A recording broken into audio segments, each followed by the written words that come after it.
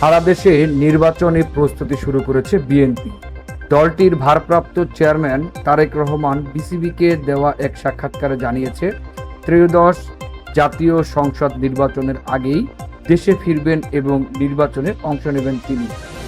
দেশের বিভিন্ন সংসদীয় আসনে দলীয় প্রার্থী বাছাই, তৃণমূলে সভা সমাবেশ এবং ধানের শীষের পক্ষে গণসংযোগ শুরু করেছেন মাসখানেক আগেই। নির্বাচনে আসন ভাগাভাগি নিয়ে মিত্রদের সঙ্গে আলোচনা শুরু করেছেন বিএনপি।